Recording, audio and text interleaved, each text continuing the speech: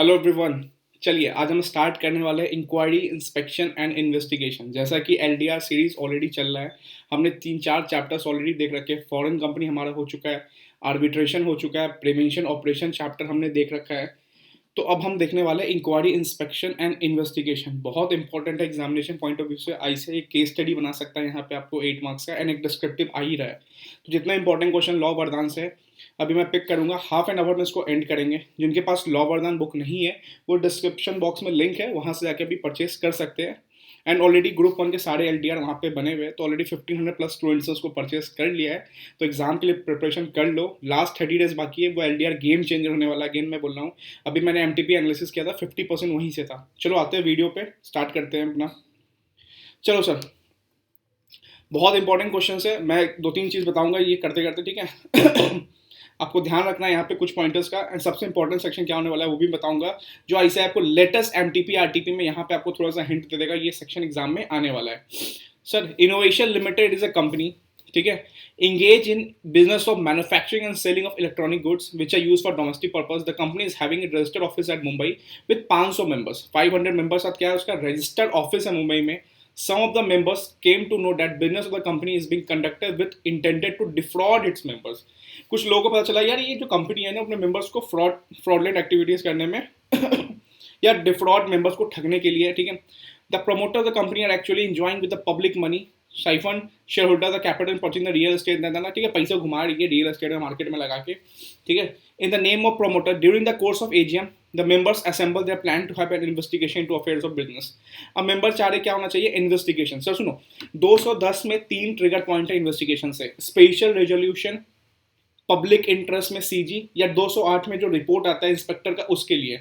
But एक root और है, और ये पता हिंट कहाँ मिल रहा है, in order to make application to NCLT. So very very important section 213। एक रूट होता है कि नॉर्मल 3 रूट से आप आगे इन्वेस्टिगेशन में 210 में, ठीक है। एक होता है अलग रूट जो आप एनसीएलटी को बोलते हो, देन एनसीएलटी सेंट्रल गवर्नमेंट को बोलता है। तो मेंबर किसके पास जा रहा है यहाँ पे, मेंबर जा रहा है एनसीएलटी के पास। अब एनसीएलटी सेंट्रल गवर्नमेंट को जब बोलेगा कि इन्वेस्टिगेशन कर, तो सेंट्रल गवर्नमेंट को इन्वेस्टिगेशन करना ही होगा। तो वो वाली रूट है 213 सेक्शन, बहुत इंपॉर्टेंट है, पढ़ के जाओ। लेटेस्ट एमटीपी में एमसीक्यू दिख रहा है यहाँ पे, तो ऐसा डिस्क्रिप्टिव का पूछने का पूरा रेडी है। सर 213 में क्या बोलता है, 100 मेंबर्स, क्या बोल रहा हूँ मैं, 100 मेंबर्स और 1/10 ऑफ टोटल वोटिंग पावर, ठीक है। तो उतने लोग जा सकते हैं, तो 500 टोटल मेंबर्स है। सर 100 कितना, 100 हो गया, हमने एक लिमिट देख लिया। और होल्डर नेट और members holding not less than 1/10 of total voting power. 50 नहीं, 150 नहीं, 200 नहीं, 100 लिमिट ही है। 213 में जाओगे, लिमिट है 100 मेंबर्स और members holding not less than 1/10 of total voting power, 1/10 of total voting power. The answer is B, ठीक है, परफेक्ट। 213 इंपॉर्टेंट है। 210 में 3 सेक्शन 3 पॉइंट्स है, एंड 213 में आप एनसीएलटी पास जाते हो, देन सीजी आपको इन्वेस्टिगेशन करता है। बट 210 में डायरेक्ट सीजी पास जा रहे हो, याद रखना 213 इंपॉर्टेंट है। सर ये तो थोड़ा कॉमन सेंस में देख लेना, ठीक है। यहाँ पे बेसिकली क्या है, the company has against the interest of sovereignty and integrity of India, ठीक है। वो आर्म्स बंदूक की सप्लाई के बारे में चल रहा है। तो वहाँ पे आप क्या कर सकते हो, एप्लीकेशन दे सकते हो, सेंट्रल गवर्नमेंट एनसीएलटी को दे सकता है एप्लीकेशन वहाँ पे, ठीक है। ये थोड़ा सा कॉमन अंडरस्टैंडिंग पे देख लेना, ठीक है।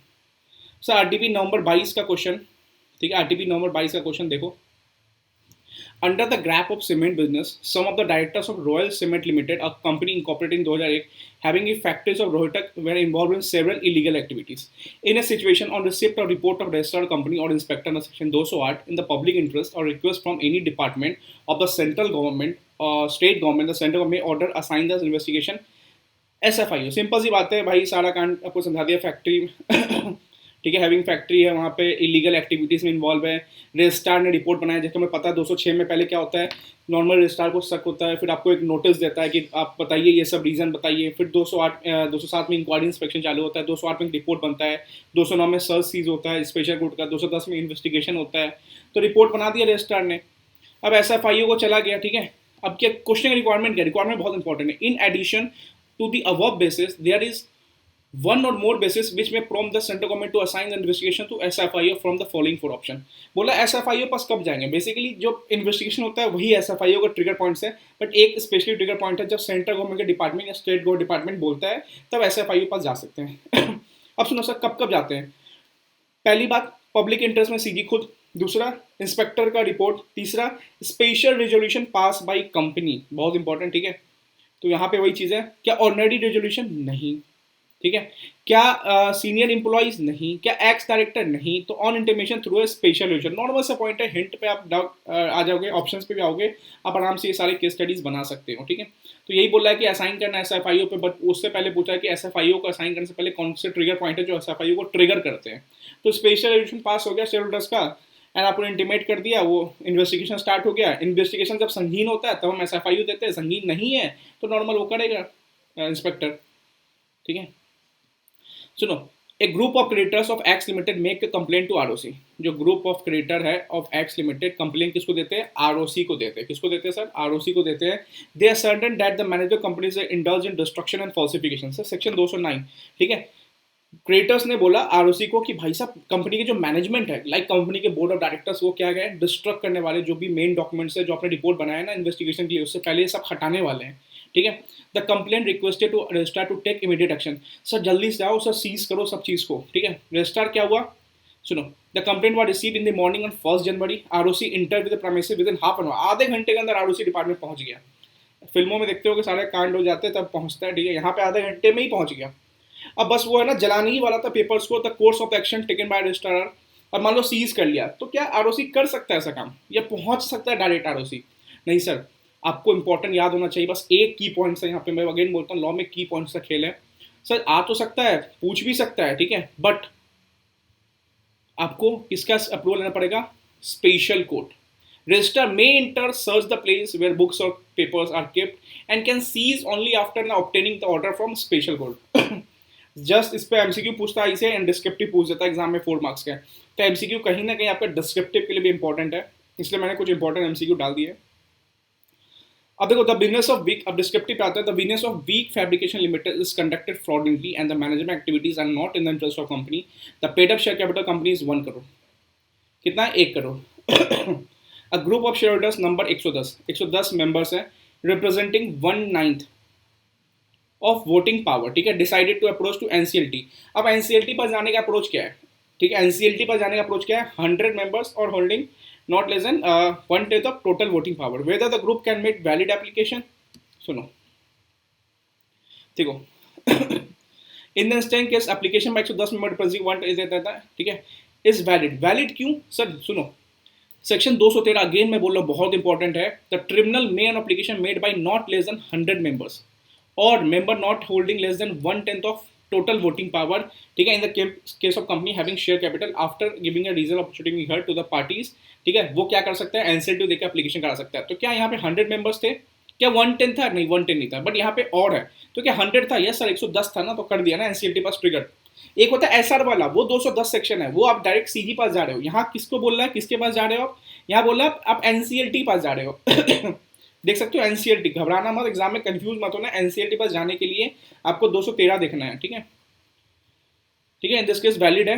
अब क्या पूछा? Other than member can any other person make application. अब सुनो, मेंबर तो ठीक है, मेंबर सपोज कंपनी में 10 मेंबर थे, उसमें मान लो 5 मेंबर को लगा कि हाँ ठीक है, यहाँ पे कांड हो रहा है, हम एनसीएलटी पास जा रहे हैं, बट क्या बाहर का आदमी, सपोज 10 मेंबर नहीं, कोई बाहर का क्रेडिटर, ठीक है, कोई बाहर की पार्टी, क्या एनसीएलटी पास जा सकती है? सर इस कंपनी में गलत हो रहा है। क्या बोल रहा हूँ मैं? बाहर का आदमी क्या एनसीएलटी पास जा सकती है? सर इस कंपनी में गलत हो रहा है। यस, 213, 210 में वो चीज़ नहीं, बिकॉज 210 में सिर्फ शेयर होल्डर्स एसआर पास होगा तब, बट 213 में अदर पर्सन भी लिखा है, मेंबर्स के अलावा भी अदर पर्सन, चाहे बैंक भी हो सकती है, चाहे वो क्रेडिटर्स, फाइनेंशियल क्रेडिटर कोई भी हो सकती है, वो एनसीएलटी पास जाती है, शर्तें कुछ कंडीशंस हैं, ठीक है। According to section 213, the tribunal may on filing application by other person not being a member of company, बहुत इंपॉर्टेंट है सेक्शन, ये सेक्शन ही बहुत इंपॉर्टेंट है। कल मैं मेंटरशिप स्टूडेंट से डिस्कस कर रहा था। ये सेक्शन बहुत ज़्यादा इंपॉर्टेंट है, आई से बहुत अच्छा क्वेश्चन ड्राफ्ट कर सकता है यहाँ पे, जैसे आप देख रहे हो। There are circumstances suggesting that the business of company is being conducted with intent to defraud its creditor. हाँ, कब तभी होगा जब ऐसे सर्कमस्टांसेस लग रहे हैं कि जो कंपनी है ना, वो क्रेडिटर्स को डिफ्रॉड करने के लिए बनी है, या मेंबर्स को, या एनी अदर पर्सन को फ्रॉडलेंट पर्पज से बनी है, ठीक है, या ऑपरेसिव टू मेंबर है, अत्याचार करने के लिए बनी है, ठीक है, कहीं ना कहीं फ्रॉड है, क्रेडिटर्स के साथ fraud, unlawful purpose, oppressive to the members, ठीक है, कंपनी फॉर्म की गई है फ्रॉडलेंट पर्पज के लिए, ठीक है, जैसे फ्रीडम 251 का फोन आया था, ठीक है, लूटने के लिए आई थी, क्या?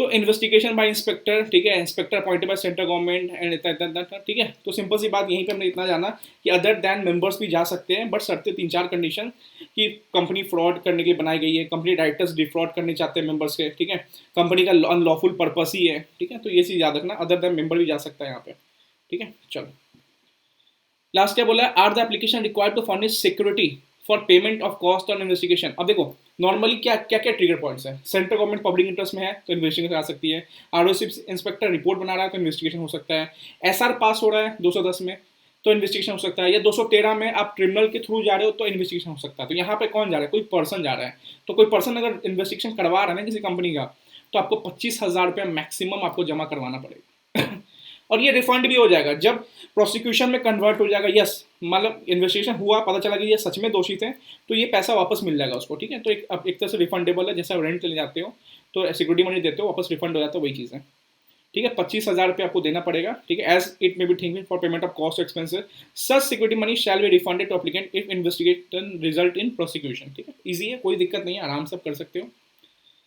Sir the shareholders of Kumar Limited pass a special resolution that affect the company or to be investigation. The company submitted a special letter to the central government examining the relevant provision whether the power of central government to order an investigation is mandatory or discretionary.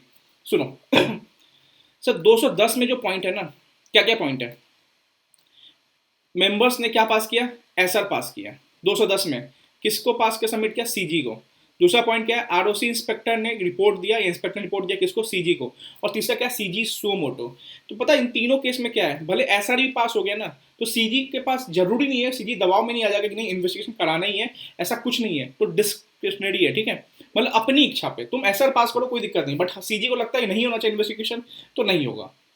तुम ROC inspector भले report दे दो कि ठीक है investigation कराओ, CG को लगता है कि नहीं होगा इन्वेस्टिगेशन तो नहीं होगा, तो कोई मैंडेटरी नहीं है। बट 213 में अगर कोई पर्सन एनसीएलटी पास गया एंड एनसीएलटी ने सीजी को बोला, क्या बोल रहा हूँ, 213 में कोई पर्सन एनसीएलटी पास गया एंड एनसीएलटी ने सीजी को बोला, देन वो मैंडेटरी है, फिर तब सीजी को मैंडेटरी इन्वेस्टिगेशन करना पड़ेगा, ठीक है। तो सुनो, where the central government is of opinion that is necessary to into the affairs of company on receipt of report on special resolution pass by company in public interest, ठीक है, and order of investigation is discretionary, ठीक है, मतलब मर्जी पे है, CG की मर्जी पे, कोई मैंडेटरी नहीं है। बट 213 हो जाता तो सर 213 हो जाता, जब एनसीएलटी बोलता था मैंडेटरी, ठीक है।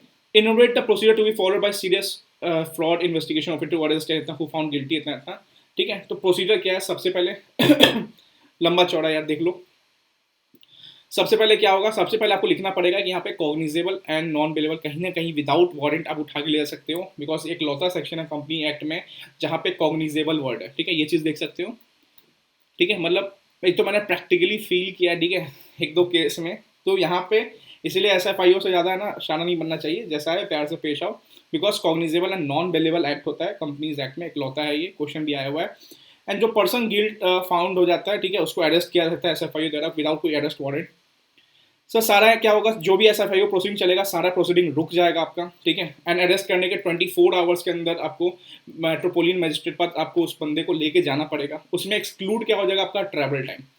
तो immediately after arrest they shall forward copy of along with other material position to SFIO in seal copy, ठीक है, एसएफआईओ से इतना इतना and present the person arrested, जो पर्सन अरेस्ट किया उसको प्रेजेंट करना पड़ेगा जुडिशियल मजिस्ट्रेट और metropolitan magistrate within 24 hours, and 24 hours में आपका एक्सक्लूडिंग हो जाएगा ट्रैवल टाइम। मतलब आप बस से जा रहे हो, बस में आपको 35 घंटे लग गया, कोई दिक्कत नहीं है, 40 घंटे लग गया, कोई दिक्कत नहीं है, बट अदर देन बस मतलब अपने कस्टडी में आप 24 घंटे ज़्यादा नहीं रख सकते। तो 24 hours shall exclude the time for the journey for the place of arrest to the magistrate court, ठीक है, परफेक्ट, कोई दिक्कत नहीं। एन इन्वेस्टिगेशन और order by central government section 216 against PQ or Limited for determining the true membership of the company in connection with the investigation, it appears to tribunal that there is a good reason to find out the relevant facts about 9% redeemable cumulative preference shares issued by the company on itna 15/10/2017, and the tribunal is of opinion that unless restriction is imposed on further issue of such shares, the person cannot be resolved। मतलब ये इतना बोल रहा है कि यार हम मैंने इसको अगर फ्रीज नहीं किया ना इसके सिक्योरिटीज को, तो पता चला उसकी 100% सिक्योरिटीज मान लो 3 लोग में थी, पता चला फिर हम अगले दिन आते हैं वो 3 से 9 लोग बट गए, फिर वो 9 लोग में से बेच के कोई और लोग को चला गया, या तो हम ना ट्रू ओनर को पता नहीं कर पा रहे। तो कहीं ना कहीं हमें क्या करना पड़ेगा, इनको रिस्ट्रिक्ट करना पड़ेगा, इनको रोकना पड़ेगा कि वो शेयर्स को ना बांटे इधर उधर, ठीक है। तो पर्पस सॉल्व ही नहीं हो कभी। Accordingly the tribunal by an order dated इतना direct the company that further issue of RCPS, ठीक है। Redeemable cumulative preference share shall be subject to restriction for a period of 4 years। क्या, अब पहला question, क्या ट्रिब्यूनल रिस्ट्रिक्ट कर सकती है? यस। क्या 4 साल? नहीं, 3 साल तक। ठीक है, despite order of tribunals work capable में proceed with further issue of इतना in order to fund the working capital requirement for expansion project. सुनो, क्वेश्चन की रिक्वायरमेंट बहुत इंपॉर्टेंट है। Can the tribunal restrict further issue of RCPS? If yes then what period? सबसे पहले बताना है कि yes, to determine the true owner of the company. देखो, ये तो सेक्शन 222 है, बट 222 का लिंक आपको 216 से है, बिकॉज 216 में ये दिखाता है कि कंपनी के ट्रू ओनर कौन है, who are financially interested in the company, and financially interested वही है जिनका कहीं ना कहीं शेयर होल्डिंग है। अब 222 क्या बोलता है, भाई साहब शेयर होल्डिंग पे ही रोक लगा दो ना डिस्पोज पे, ना ज्यादा एक्वायर्ड पे, आप फ्रीज कर दो। तो वही चीज़ है। अब क्या कर सकता है? यस, ट्रिब्यूनल करता है, may put an order restriction upon securities where it appears to the tribunal in connection with any investigation during the connection with investigation regarding the section 216 बताता है to determine true owner of the company who are financially interested on complaint made by any person in this behalf there is a good reason to find out relevant facts upon securities issued। कौन कौन कर रहा है भाई से पता चल जाएगा। ठीक है, it may deem fit, the tribunal may by order data securities shall be subject to restriction is may deem fit not exceeding 3 years। पहला क्वेश्चन आता है क्या कर सकता है? यस। कितना साल के? 3 साल के लिए। In this case, the tribunal can restrict the further issue for such period not exceeding 3 years। ठीक है, तो 3 साल ज़्यादा नहीं कर सकता। अब यहाँ 4 ईयर है तो गलत है, ऐसे थोड़ा और क्लियर कर सकता था इस आंसर को।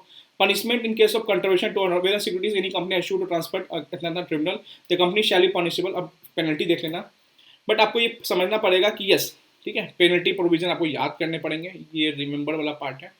ठीक है, बट यस पहले आपको याद रखना क्या रिस्ट्रिक्ट कर सकता है। यस, रिस्ट्रिक्ट कर सकता है। कितने period? 3 period. Here in this case क्या हुआ? 4 साल। तो कहीं ना कहीं ट्रिब्यूनल 4 साल नहीं कर सकता, 3 साल तक कर सकता है। ठीक है, बहुत कम टाइम आया बट स्टिल मेरा फेवरेट है। ठीक है, जस्ट अभी 213 एंड ये मेरा फेवरेट सेक्शन है। Origin paper limited has been incurring business losses. बहुत तगड़ा लॉस हो रहा था ओरिजिन लिमिटेड को। The company therefore passes a special resolution for voluntary wind up. Company ने क्या किया? वॉलंटरी वाइंड अप करने के लिए स्पेशल रेजोल्यूशन पास कर दिया। ठीक है, meanwhile complaints were made to the tribunal and to central government about foul play of the directors of the company which adversely affect the interests of the shareholders of the company as well as public। ठीक है, in the investigation उसी दौरान क्या हुआ? Investigation start था। ठीक है, in this situation advise whether investigation may be initiated against company under provision इतना था। Further state whether application can made to tribunal for relief in the first company once the investigation initiated. ठीक है, simple सी बातें बोल रहा है। सुनो, company का ऑलरेडी इन्वेस्टिगेशन चल रहा था, आपने क्या कर दिया? वॉलंटरी वाइंड अप कर दिया। बोलो कि बच जाएंगे इससे, कंपनी को खत्म ही कर देंगे, तो इन्वेस्टिगेशन क्या ही करेगा, कौन ही पकड़ाने वाला है। दूसरा केस क्या बोल रहा हूँ वॉलंटरी वाइंड अप कर दिया, फिर इन्वेस्टिगेशन स्टार्ट हो गया। ठीक है, हर केस में समझो, अगर इन्वेस्टिगेशन स्टार्ट हो गया तो भाई साहब खत्म होके रहेगा। ठीक है, खत्म होके रहेगा। अब एसआर पास कर दो, ओआर पास कर दो, वॉलंटरी वाइंड अप कर दो, लिक्विडेशन कर दो, भले ट्रिब्यूनल ने ऑर्डर भी दे दिया है ना, फिर भी हम उसको बोलेंगे रिक्वेस्ट करके, इन्वेस्टिगेशन डिपार्टमेंट का इंस्पेक्टर बोलेगा कि भाई साहब एक बार देख लो, रिव्यू कर लो, ऑर्डर वापस ले लो, हम तो अपना इन्वेस्टिगेशन कंप्लीट करके रहेंगे। बहुत इंपॉर्टेंट है। आपको आईसीआई केस स्टडी बना के दे देगा, आईबीसी वाइंडिंग अप, कंफ्यूज हो जाओगे यार ये तो आईबीसी है तो वाइंडिंग अप है, जबकि होगा कहाँ का? Inquiry, inspection, investigation. ठीक है, सुनो, according to section 226 of the companies act 2013 and investigation may be initiated and no such investigation shall be stopped और सस्पेंडेड। कोई इन्वेस्टिगेशन नहीं रुकने वाला, ना थमने वाला। रीजन क्या क्या रीजन से? आपने 241 में ऑपरेशन के लिए क्या कर दिया? एप्लीकेशन दे दिया। भाई कुछ भी कर दो, नहीं रुकने वाला। क्या कर दिया? एसआर पास कर दिया, वॉलंटरी वाइंड अप, नहीं रुकने वाला। Any of the proceeding for wind up is pending before tribunal. अपने ट्रिब्यूनल पास चला गया, ट्रिब्यूनल से ऑर्डर आना बाकी है, बस थोड़ा दिन में ऑर्डर आ जाएगा, फिर भी कुछ नहीं होने वाला। तो वाइंडिंग अप के लिए ऑर्डर जा चुका है, ट्रिब्यूनल से पेंडिंग है बस अप्रूवल। आपने एसआर करके वॉलंटरी वाइंड अप कर दिया, 241 में आपने ऑपरेशन कर दिया, भाई साहब कुछ नहीं। In the instant case, Origin Paper Limited has incurring business losses for past couple of years. The company passed a special resolution for voluntary wind up. Meanwhile, complaints were made to tribunal and the central government about forfeit adverse. As the company passed special resolution for voluntary wind up, then also the investigation may be initiated against the company under section 226. Yes, as per the above provision, through investigation was initiated against the company, it shall not bar members to file an application to relief for operation. According to the member company may apply to tribunal. ठीक है, मतलब इसी बीच में ये हो सकता है कि आप वही 213 में, ठीक है, कोई भी आदमी क्या कर सकता है? अप्लाई कर सकता है ट्रिब्यूनल को कि इन्वेस्टिगेशन कराओ रिगार्डिंग विद प्रीजुडिशियल या ऑपरेसिव है, और ये भी बोला कि आप 241 में ऑपरेशन के लिए भी जा सकते हो। देखो बकवास तो रहा है, लेकिन एक बार एक चीज़ ध्यान दो, आईसीए ने क्या क्या लिखा है। आईसीए ने पहले समझाया है कि इन 3 केस में नहीं रुकेगा, फिर बता रहा है कि ऑपरेशन के रिगार्डिंग हम कब फाइल करते हैं, जब कोई प्रेजुडिशियल वो ऑपरेसिव हो रहा है, कोई चेंज इन मैनेजमेंट, कोई मटेरियल चेंज होने वाला है। ये 241 में पढ़ा होगा आपने। थोड़ा फ्रेमिंग देखो आईसीए के आंसर का, ठीक है। The central government is opponent after a company has been conducted in a manner prejudicial to public interest. It may apply to terminal for order where any member complain to make application any more than having obtained the obscene writing. ठीक है, behalf for all of them. ठीक है, तो कहीं ना कहीं आप ये समझ लो कि आपको वाइंडिंग आपका नहीं रुकने वाला। आई से थोड़ा सा इसमें आंसर ड्राफ्टिंग ठीक करना पड़ेगा, ठीक है, मैं खुद चेक कर लूँगा, बट वही चीज़ है।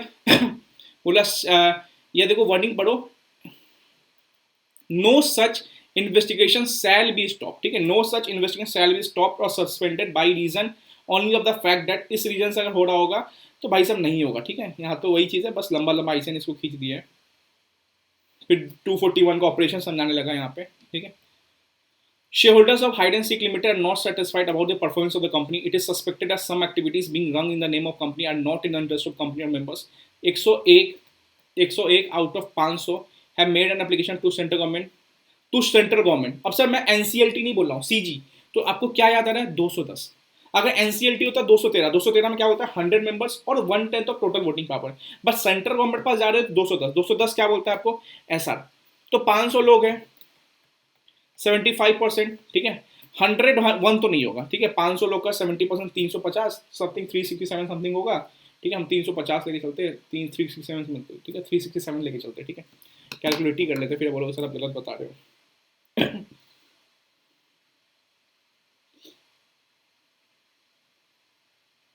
ठीक है, 375, ठीक है। तो ऐसा कब पास होगा? 375 लोग जाएंगे तब। सीजी पास जा रहे हो, देखो बहुत एक एक कीवर्ड्स में आंसर चेंज है। अगर यहाँ पे एनसीएलटी कर देता फिर 213 देखते हैं हम। तो with reference to the provision of company 2013 state whether share holders application will be accepted. ना ना ना, एसआर पास ही नहीं हुआ। 101 लोग के लेके गए, बस 20% ही हुआ। एसआर के 75% चाहिए, 375 लोग चाहिए। The share application will not be accepted under section 210। Sir 210 कैसे पता चला? बिकॉज सीजी पास गए थे, एनसीएलटी पास जाते हैं 213। Central government may order an investigation to affairs company on anticipation of special resolution passed by company that affairs the company out to be investigation and then may appoint the inspector. Here 101 लोग ही गए 500 में से, तो यहाँ पे पास नहीं हुआ special resolution, ठीक है। चलो लास्ट क्वेश्चन है। Mister Sharif who was key manager person retired on 12 May and examination of final accounts 31 March 2020, ठीक है। 12 मई को क्या हो गया? वो रिटायर हो गया। कौन? मिस्टर शरीफ, नाम में शरीफ है। कब हो गया? 12 मई 2020। एग्जामिनेशन फाइनल अकाउंट का कब हुआ? 31 मार्च, ठीक है। किस अकाउंट का हुआ था? 31 मार्च का। तो क्या शरीफ था यहाँ पे? यस शरीफ, बिकॉज बाद में रिटायर हुआ ना, ठीक है। तो 31 मार्च को तो था, वो तो 12 मई को हुआ। तो 31 मार्च का फाइनेंशियल स्टेटमेंट एग्जामिन हो रहा है, तो आरओसी को पता चला सम इरेगुलरिटीज, ठीक है, regarding it huge amount of bad debts and no satisfactory explanation were provided by the company. In such situation the registrar of company want some explanation from company and Mr Sharif. तो क्या company मांग सकती है from past directors? मान लो इन current situation, अभी हम 1 जुलाई को खड़े हैं, 1 जून को खड़े हैं सपोज, तो क्या हम 31 मार्च 2020 का मिस्टर शरीफ से मांग सकते हैं? यस, बिकॉज शरीफ इस समय डायरेक्टर तो था, की मैनेजर पर्सन था, बिकॉज वो तो 12 मई को हटा। 31 मार्च पहले आता है, 12 मई बाद आता है, इतना तो पता है ना। तो 31 मार्च तक तो था ना वो। तो कोई भी पीरियड के लिए अगर आप किसी भी पास डायरेक्टर से मांगते हो फॉर रिलेवेंट पीरियड, तो आप मांग सकते हो, कोई दिक्कत नहीं। वो एक्सप्लेनेशन देगा, साथ साथ आपको असिस्टेंस भी देगा। तो as per provision 206, registrar can call for any information or explanation or any further documents related to the company from the company or any officer if the company which it thinks is necessary for deciding any matter of the company provides इतना where such information or explanation related to any past period the officer who had been in the employment of the company for such period। क्या 31 मार्च को था mister शरीफ? Yes. अब sir मैं बोलूँ, question में आ रहा है 1 अगस्त 2020, या मैं बोलूँ 31 मार्च 2021 के इन्फॉर्मेशन, सर शरीफ तो चला गया। शरीफ तो 12 मई को ही चला गया, तो नहीं, 1 अगस्त को नहीं, ठीक है। तो उस टाइम में जिस टाइम शरीफ था उस टाइम के मांग सकते हैं, ठीक है। It is called by diplomat through notice sir writing and also furnish some explanation. So in the given case mister Sharif ex manager can call upon such information explanation which was related to the period of service, ठीक है। ये case study गलती से add हो गया था, ठीक है, इसको इग्नोर कर देना। तो बेसिकली हमने 3-4 एमसीक्यू देखा सर। देखो 3 सेक्शन बहुत इंपॉर्टेंट है, 213 जहाँ तक मुझे लग रहा है, आप 216 बोल सकते हो, एंड एक वाइंडिंग अप वाला जो मैं बताया केस स्टडी बना के दे सकता है इसे। ठीक है, चलो पढ़ाई करने बैठ जाओ। जैसा भी मैं देख रहा हूँ बहुत सारे स्टूडेंट्स को, ठीक है, वही बात है ना, 15 दिन निकल गया यहाँ से तो आप सोचते रह जाओगे क्या करना है आगे। ठीक है, अटेम्प्ट दे मई नवंबर ग्रुप 1, अभी तो बच्चों का मेरे पास इतना कॉन्फिडेंस है सर, बहुत ग्रुप्स हम एक ग्रुप पे आ गए। अब बताओ एग्जामिशन किस में जाए, ये तो आपने ही किया है। ठीक है, मैं तो स्टेटस देख के परेशान हो गया। अब तो मेरे पास 400-500 स्टूडेंट के रिकॉर्ड है जो मेंटरशिप में है सर। ये सोचो अब देखो मैं कहता हूँ कुछ बच्चे बहुत डेडिकेटेड हैं, जो हाँ जो चाहिए जिस चीज़ में घुसा है ना उस चीज़ को ख़त्म करके निकलेंगे वो। बट कुछ बच्चे ना भी बहुत रिलैक्स में जो होगा देखा जाएगा भाई, जो होगा ना वो देखा सच में नहीं जाएगा एग्जाम के बाद। ठीक है, इसलिए मेहनत करने बैठ जाओ, वो ठीक है जो होगा देखा जाएगा। वो उनके लिए जिन्होंने बहुत अपना बेस्ट दिया है, अब ज़्यादा नहीं सोच सकते। बट अगर लगता है कि आपका अभी बेस्ट नहीं आया है तब भी स्टिल टाइम है। दो टाइप के प्लेयर होते हैं, एक स्टार्ट करते हैं बहुत सिंगल सिंगल रन से एंड एंड करते हैं 6 मार के। ठीक है अब सर सुनो, अब वही प्लेयर क्या होता है ना, स्टार्ट बड़ा अच्छा करता है 6 मार के, लास्ट में आके आउट होता है। अब दूसरा प्लेयर क्या होता है जिसने स्टार्ट नहीं किया होता है बट आखिरी में आके वो पारी खेल जाता है ना जो सबसे यादगार पारी होती है उसकी। तो आप समझ लो किस में फॉल कर रहे हो, एक वो प्लेयर जिसने स्टार्ट अच्छा किया लास्ट में आके विकेट आउट हो रहे हैं, एक वो प्लेयर जिसने स्टार्ट नहीं किया, ठीक है, मतलब थोड़ा तो अपना सिंगल सिंगल खेला बट टिका हुआ था मैदान पे, और लास्ट में आके छक्के मार रहा है। स्टार्ट में आप जलवे तो दिखा दी बट आखिरी फिनिश कौन करेगा। जो चीज़ स्टार्ट करो एटलीस्ट फिनिश करना सीखो। प्रायोरिटाइज कहते हैं ना, प्रायोरिटी जिस चीज़ को देना चाहिए वो अभी आपका एग्जाम होना चाहिए। ठीक है, तो 30 दिन बचे हैं। ठीक है, मैं तो बोलता हूँ, मैं तो फ़ोन कॉल्स उठा उठा के परेशान हूँ, बहुत सारे फ़ोन कॉल्स मेरे से मिस भी हो रहे हैं। ठीक है, स्टिल जो मेंटरशिप वाले स्टूडेंट है उनका फ़ोन कॉल तो मेरे को व्हाट्सअप पे वो ग्रुप में डाल दे sir why you not picking up call. ठीक है, तो वो रिस्पॉन्स करना पड़ता है, बहुत बहुत सारे कॉल मिस भी हो जाते हैं, उसके लिए एक्सट्रीमली सॉरी। LDR है, सब कुछ है, वीडियोज़ बना रहा हूँ। ठीक है, एफर्ट्स पूरा है, कहीं ना कहीं गला भी चौक हो चुका है, तो अपना एफर्ट्स पूरा लगाओ। ठीक है, टेलीग्राम पे ऐड हो जाओ, बहुत अच्छी तैयारी करेंगे एग्जाम तक। Efforts matter. ठीक है, अगर 30 दिन आप पढ़ रहे हो ना तो ये मान लो एग्जाम के बाद जब चैन की सांस लोगे ना तो बहुत अच्छा लगेगा कि आपने मेहनत करके ना इसको कंप्लीट किया है। ठीक है, किस्मत के भरोसे बैठोगे फिर वो रिजल्ट तक टेंशन होगा, मेहनत के भरोसे बैठोगे तो ठीक है आपको रहेगा कि चलो 20-25 दिन 30-35 दिन जो भी रिजल्ट में आता है उसको एंजॉय किया जाएगा। ठीक है, चलो मिलते हैं नेक्स्ट वीडियो में। ऑल द बेस्ट, पढ़ाई करते रहो।